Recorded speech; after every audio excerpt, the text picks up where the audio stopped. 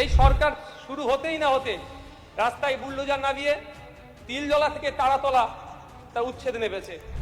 সমাজের গরিব, নিম্নবিত্ত, নিম্ন মধ্যবিত্তদের উপরে যেভাবে নির্বিচারে বুলডোজার চলছে, একদিকে আদালতের গাইডলাইনকে অমান্য করে, অপরদিকে সরকারের ন্যূনতম যে প্রোটোকল, যে পরিকাঠামো আছে সেটাকে তোয়াক্কা না করেই দোকান ঘর গুমটি নির্বিশেষে বুলডোজার চালাচ্ছে। ফলে তাদের রুজিরুটি, বাসস্থানের সংকট দেখা দিচ্ছে। এটা কতটা স্যার নৈতিকতার মধ্যে পড়ে? এই মুহূর্তে প্রায় 27 লক্ষ বৈধ ভোটার যারা শুধুমাত্র আন্ডার অ্যাডজুডিকেশন থাকার পরে ডিলিট হয়েছে, যারা 54 লক্ষ গিয়েছে সেগুলো নিয়ে কোনো প্রশ্ন নয়, কিন্তু যারা বৈধ কাগজপত্র থাকার পরও যাদের নাম ডিলিট হয়েছে, এখনো পর্যন্ত তাদের রাজ্য কি ভাবছে, তাদের দ্রুততার সাথে ফাস্ট ট্র্যাকের মাধ্যমে শুনানি করে যারা যারা কাগজপত্র সাবমিট করতে পারবে না তাদের জন্য আমাদের কোনো প্রশ্ন নাই, কিন্তু যাদের থাকার পরেও তাদের যারা আজকে আতঙ্কের মধ্যে আছে, সেই আতঙ্ক নিরসনের কোনো শব্দ খুঁজে পেলাম না। এই সুনীল অর্থনীতির কথা বলা হচ্ছে, এটা কাদের জন্য? সেই যেভাবে সমতলে বৃহত্তর স্বার্থে কর্পোরেটদের জন্য জমিগুলোকে নিয়ে 2-4টে কোম্পানির হাতে তুলে দেওয়া হচ্ছে, এক্ষেত্রেও কি জলে একচেটিয়া তাদেরই দখলে থাকবে? রেলের মানচিত্রে আমাদের ভাঙড় আসুক, এটাও চাইব। আমরা চাই আমাদের রাজ্যে রেলের সম্প্রসারণ হোক, পরিকাঠামোর উন্নয়ন হোক, এ বিষয়ে আমাদের কারো দ্বিমত নয়, এগুলিকে অবশ্যই স্বাগত জানাই। সাথে সাথে এটাও চাইব অলরেডি যে সমস্ত প্রজেক্টগুলো অ্যাপ্রুভাল হয়ে আছে সেইগুলো অগ্রাধিকার দেওয়া হোক, যেমন ফুটপ্রাশিক থেকে তারকেশ্বর, এবং সাথে সাথে রেলের মানচিত্রে আমাদের ভাঙড় আসুক, এটাও চাইব। অবশ্যই কোনো বড় প্রজেক্ট করতে গেলে সেক্ষেত্রে কিছু হকারদেরকে সরাতে হবে, কিন্তু স্যার তাদের উপযুক্ত পরিমাণে ক্ষতিপূরণ এবং পুনর্বাসনের ব্যবস্থা করেই তাদেরকে সে জায়গা থেকে রিমুভ করা হোক, এটাও স্যার আমরা চাইব। আমরা চাই ইনক্লুসিভ ব্লু ইকোনমি, সমাজের প্রত্যেকটা সেক্টরের মানুষ এর সাথে যুক্ত হোক, বিশেষ করে গরিব, মধ্যবিত্ত, ক্ষুদ্র, মাঝারি যারা ব্যবসায়ী আছে, এই ইকোনমির পার্ট হোক, এই বড় প্রজেক্টের পার্ট হোক, আমরা স্যার চাই। পশ্চিমবাংলায় 25,000 প্রাইমারি স্কুল বন্ধ হয়ে গিয়েছে, সেই স্কুলগুলোকে রিওপেনের কথা কোনো চর্চা নাই। আমি আশা করব সেই সমস্ত স্কুলগুলোকে রিওপেন করা হোক। সাথে সাথে প্রায় 1200 বিদ্যালয় আছে, যে বিদ্যালয়ে হয় শিক্ষক শূন্য হয়ে আছে, নাহলে গড় একজন শিক্ষক দিয়ে সেই বিদ্যালয়গুলো চলছে, সেখানেও শিক্ষক ছাত্র রেশিও মেনটেন করা হোক। আর যে 49,000 প্রাইমারি স্কুল আছে সেখানে কিন্তু শিক্ষক ছাত্র রেশিও মেনটেন হচ্ছে না, সেগুলো পর্যাপ্ত পরিমাণে শিক্ষক ছাত্র রেশিও মেনটেন করা হোক এবং শিক্ষার পরিকাঠামো ফিরিয়ে নিয়ে আসো। কারণ আমরা বিগত সরকারের আমলে দেখেছিলাম একটা প্রজেক্ট নিয়ে এসেছিল, 200 কোটি টাকা বরাদ্দ করেছিল মৎস্যজীবীদের স্বার্থে। যখন মাননীয় মৎস্যমন্ত্রীকে প্রশ্ন করেছিলাম যে 200 কোটি টাকা কোথায় কিভাবে খরচ হলো, মৎস্যমন্ত্রী উত্তর দিতে পারেননি। কিন্তু আমাদের এটা ভুলে গেলে চলবে না, আমাদের সমাজের একটা হেভি অংশের মানুষ সমুদ্র, নদ নদী, খালবিল এই অর্থনীতির সাথে যুক্ত আছে। তবে মিড ডে মিল কারা প্রদান করবে এটা নিয়ে বিতর্ক আছে, কারণ আমরা তৃতীয় বিশ্বের আমরা মানুষ, আমাদের কাছে হেভি ফুড হচ্ছে ডিম। তৃতীয় বিশ্বে আমাদের হেভি ফুড হচ্ছে ডিম, কিন্তু ইসকনের মাধ্যমে যে পরিবেশনের কথা বলা হয়েছে, আমি যতটুকু জানি ইসকন সম্পূর্ণরূপে তারা শাকাহারী। সেক্ষেত্রে তাহলে আমাদের বাড়ির যে ছেলে মেয়েগুলো ওখান থেকে গিয়ে ফিড পেত, অর্থাৎ মিড ডে মিল পেত, তার ক্ষেত্রে কোনো বাধ্যবাধকতা না হয়ে দাঁড়ায়, এটাও স্যার প্রশ্ন থেকে যাচ্ছে। 36টি এবং আরো 30টি, টোটাল 66টি যে সংশোধনী এসছে, সেই সংশোধনীগুলোকে এই রাজ্যপাল ভাষণের মধ্যে ইনক্লুড করা হোক। প্রথম অধিবেশনে পশ্চিমবঙ্গের বর্তমান রাজ্যপাল নিয়ে আসা গভর্নর অ্যাড্রেসের উপরে আমার বলার সুযোগ দেওয়ার জন্য। আমরা গভর্নর অ্যাড্রেস বললেও কিন্তু ঐতিহ্যগতভাবে আমরা দেখেছি নির্বাচিত সরকারের প্রস্তুত করা বক্তব্যই এই হাউসের মধ্যে তিনি ডেলিভার করেন। এতে তাদের নীতি, অগ্রাধিকার, আইন প্রণয়নের বিষয়গুলো প্রতিফলিত হয়। রাজ্যপাল মহোদয়ের কাজটাই আনুষ্ঠানিকভাবে এই হাউসের মধ্যে সেই তথ্য পরিবেশন করাটার মধ্যেই সীমাবদ্ধ থাকে। কারণ সুপ্রিম কোর্টের একাধিক জাজমেন্ট দেখলে দেখা যাবে সাংবিধানিক প্রধান হলেও তার কর্মকাণ্ড এবং ক্ষমতাটা কতটা সীমিত আছে। আমরা যদি শামশের সিং বনাম পাঞ্জাব রাজ্যের মামলা দেখি, দেশের সুপ্রিম কোর্ট সেখানে দৃঢ়ভাবে প্রতিষ্ঠা করে যে রাষ্ট্রপতি এবং রাজ্যপাল হলেন সাংবিধানিক প্রধান তাদের অবশ্যই মন্ত্রী পরিষদের সাহায্য ও পরামর্শে কাজ করতে হবে। আর একটি মামলা যদি দেখি, নাবাম রেবিয়া বনাম ডেপুটি স্পিকার, এই মামলায় রাজ্যপালের স্বেচ্ছাধীন ক্ষমতা সীমিত করেছে আদালত এবং রাজ্যপালকে সাধারণত মন্ত্রীর পরামর্শেই চলার কথা বলেছেন। ভেরি রিসেন্ট যে মামলাটা 2025-এ হয়েছে, state of Tamil Nadu versus governor of Tamil Nadu, supreme court রাজ্যপালের সীমাহীন ক্ষমতা এবং ইচ্ছাকৃতভাবে বিল আটকে রাখার প্রবণতাকে লাগাম দেয়। স্যার, গভর্নর স্পিচে প্রথম পয়েন্টে আমি দেখলাম যেখানে রাজ্যপাল মহাশয় বাংলা দিবস, পশ্চিমবঙ্গ দিবসের উল্লেখ করেছেন। পশ্চিমবঙ্গ দিবস উদযাপন নিয়ে বিতর্ক আছে, আলোচনা আছে। বিগত সরকার পয়লা বৈশাখ দিনটিকে নির্ধারণ করেছিল। আমার প্রস্তাব ছিল 16ই অক্টোবর দিনটিকে, কারণ 16ই অক্টোবর 1905 সালে রবি ঠাকুর বঙ্গভঙ্গ রদের জন্য রাখি পরিধানের যে সূচনা করেছিলেন সেই দিনটিকে স্মরণ রাখার।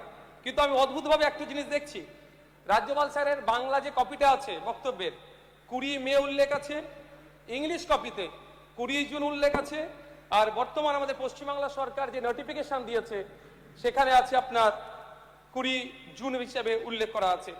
যদি এক্ষেত্রে রাজ্যপাল মহাশয়ের বাংলা কপিতে ভুল থেকে থাকে তাহলে এই ধরনের ভুল কিন্তু অনভিপ্রেত।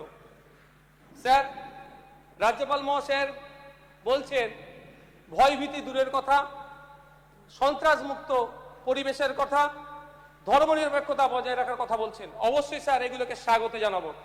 আমরা চাই সংবিধান মেনে রাজ্য কার্য পরিচালনা করুক, কিন্তু এটা বাস্তবে হচ্ছে কোথায়? এই সরকার শুরু হতেই না হতে রাস্তায় বুলডোজার নামিয়ে তিলজলা থেকে তারাতলা তার উচ্ছেদ নেমেছে। শুধু স্যার হকার নয়, সমাজের গরিব, নিম্নবিত্ত, নিম্ন মধ্যবিত্তদের উপরে যেভাবে নির্বিচারে বুলডোজার চলছে, একদিকে আদালতের গাইডলাইনকে অমান্য করে, অপরদিকে সরকারের ন্যূনতম যে প্রোটোকল, যে পরিকাঠামো আছে সেটাকে তোয়াক্কা না করেই দোকান, ঘর, গুমটি নির্বিশেষে বুলডোজার চালাচ্ছে। ফলে তাদের রুজিরুটি, বাসস্থানের সংকট দেখা দিচ্ছে। এটা কতটা স্যার নৈতিকতার মধ্যে পড়ে? রাজ্যপাল মহাশয় তার বক্তব্যে উল্লেখ করেছিলেন সুনীল অর্থনীতির কথা, অর্থাৎ ব্লু ইকোনমির কথা। প্রধানমন্ত্রী মৎস্য যোজনার অধীনে এই ধরনের অর্থনীতিকে শক্তিশালী করা হবে, মৎস্যজীবীরা উপকৃত হবেন। অবশ্যই আমরা যারা এখানে হাউসে উপস্থিত হয়েছি প্রত্যেকটা সেক্টরের মানুষের উপকৃত হোক সেটা চাওয়ার জন্য। কারণ আমরা বিগত সরকারের আমলে দেখেছিলাম একটা প্রজেক্ট নিয়ে এসেছিল, 200 কোটি টাকা বরাদ্দ করেছিল মৎস্যজীবীদের স্বার্থে। যখন মাননীয় মৎস্যমন্ত্রীকে প্রশ্ন করেছিলাম যে 200 কোটি টাকা কোথায় কিভাবে খরচ হলো, মৎস্যমন্ত্রী উত্তর দিতে পারেননি। কিন্তু আমাদের এটা ভুলে গেলে চলবে না, আমাদের সমাজের একটা হেভি অংশের মানুষ সমুদ্র, নদ নদী, খালবিল এই অর্থনীতির সাথে যুক্ত আছে। কিন্তু প্রশ্ন স্যার থেকে যায়, এই সুনীল অর্থনীতির কথা বলা হচ্ছে, এটা কাদের জন্য? সেই যেভাবে সমতলে বৃহত্তর স্বার্থে কর্পোরেটদের জন্য জমিগুলোকে নিয়ে 2-4টে কোম্পানির হাতে তুলে দেওয়া হচ্ছে, এক্ষেত্রেও কি জলে একচেটিয়া তাদেরই দখলে থাকবে? কারণ আমরা দেখতে পাচ্ছি যেভাবে সেই ফরেস্ট রাইট অ্যাক্ট অ্যামেন্ডমেন্ট বলুন বা বিভিন্ন ক্ষেত্রে উচ্ছেদ করে 2-1টি কোম্পানির হাতে তুলে দেওয়া হচ্ছে, এক্ষেত্রে না হয় সেটা কিন্তু আমি নিশ্চয়তা পাচ্ছি না। কতটা সামাজিক উন্নয়ন হবে সেও প্রশ্ন স্যার থেকে যাচ্ছে।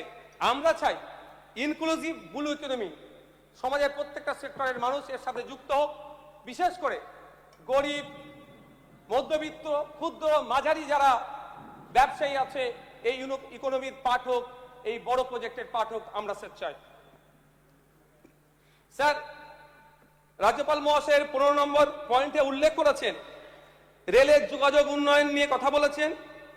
আমরা চাই আমাদের রাজ্যে রেলের সম্প্রসারণ হোক, পরিকাঠামোর উন্নয়ন হোক, এ বিষয়ে আমাদের কারো দ্বিমত নয়, এগুলিকে অবশ্যই স্বাগত জানাই।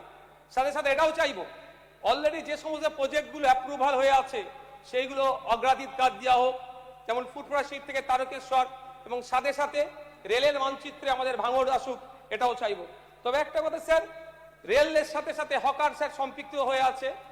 অবশ্যই কোনো বড় প্রজেক্ট করতে গেলে সেক্ষেত্রে কিছু হকারদেরকে সরাতে হবে, কিন্তু স্যার তাদের উপযুক্ত পরিমাণে ক্ষতিপূরণ এবং পুনর্বাসনের ব্যবস্থা করেই তাদেরকে সে জায়গা থেকে রিমুভ করা হোক, এটাও স্যার আমরা চাইব।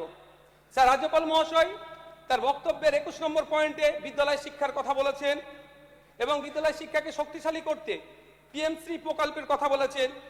অবশ্যই আমরা এটাকে স্বাগত জানাবো, এটাকে আমরা বিরোধিতা করতে পারি না, কিন্তু একটা ভয়াবহ চিত্রের কথা তার বক্তব্যে ফুটে ওঠেনি। সেটা হচ্ছে যে 2012 থেকে সরকারি তথ্য অনুযায়ী 2012 থেকে গত বছর 5ই আগস্ট পর্যন্ত পশ্চিমবাংলায় 25,000 প্রাইমারি স্কুল বন্ধ হয়ে গিয়েছে। সেই স্কুলগুলোকে রিওপেনের করা কোনো চর্চা নয়। আমি আশা করব সেই সমস্ত স্কুলগুলোকে রিওপেন করা হোক।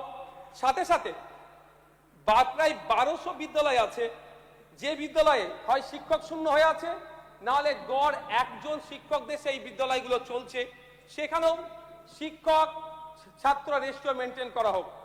আর যে 49,000 প্রাইমারি স্কুল আছে সেখানে কিন্তু শিক্ষক ছাত্র রেশিও মেনটেন হচ্ছে না, সেগুলো পর্যাপ্ত পরিমাণে শিক্ষক ছাত্র রেশিও মেনটেন করা হোক এবং শিক্ষার পরিকাঠামো ফিরিয়ে নিয়ে আসো। স্যার, আরেকটি সমস্যা শিক্ষা বিষয়ে, সেটা হচ্ছে শিক্ষায় ড্রপ আউটের সমস্যা। আমি একটা তথ্য দেব স্যার, দেখলে বুঝতে পারবেন যে কিভাবে ড্রপ আউট হচ্ছে। ক্রমশ আমাদের রাজ্যে ড্রপ আউটের সংখ্যা বেড়ে যাচ্ছে, কিন্তু রাজ্যপাল মহাশয়ের ভাষণে সেই ড্রপ আউট নিয়ে কোনো চর্চা ছিল না। তাই আমি সেইগুলোকে বিরোধী হিসাবে একটু স্মরণ করিয়ে দিতে চাইছি হাউজে। 2023 সালে উচ্চ মাধ্যমিক পরীক্ষার্থীর সংখ্যা ছিল 8,52,444 জন।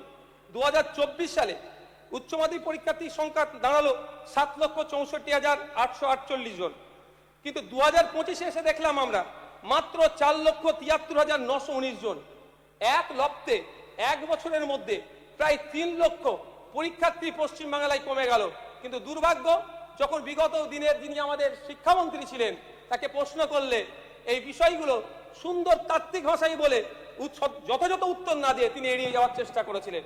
আমি আশা করব গভর্নর স্পিচে অ্যাড্রেসে এটা ওঠেনি, আগামী দিনে আমাদেরকে এটা নিয়ে ভাবতে হবে কোন পদ্ধতিতে গেলে এই ড্রপ আউটের সমস্যার সমাধান হতে পারে। স্যার, আরেকটা তথ্য দিচ্ছি, 20 নম্বর পয়েন্টে স্যার বলেছে মিড ডে মিলের কথা। গতদিন বাজেটে মিড ডে মিলের বরাদ্দ বেড়েছে, এটাকে স্বাগত জানাচ্ছি। তবে মিড ডে মিল কারা প্রদান করবে এটা নিয়ে বিতর্ক আছে, কারণ আমরা তৃতীয় বিশ্বের আমরা মানুষ, আমাদের কাছে হেভি ফুড হচ্ছে ডিম। 1 মিনিট আছে আর স্যার, একটু আমাকে 2-4 মিনিট দিতে হবে। আজকে সময় হবে না স্যার, একটু দেবেন। স্যার, আমরা তৃতীয় বিশ্বে আমাদের হেভি ফুড হচ্ছে ডিম, কিন্তু ইসকনের মাধ্যমে যে পরিবেশনের কথা বলা হয়েছে, আমি যতটুকু জানি ইসকন সম্পূর্ণরূপে তারা শাকাহারী।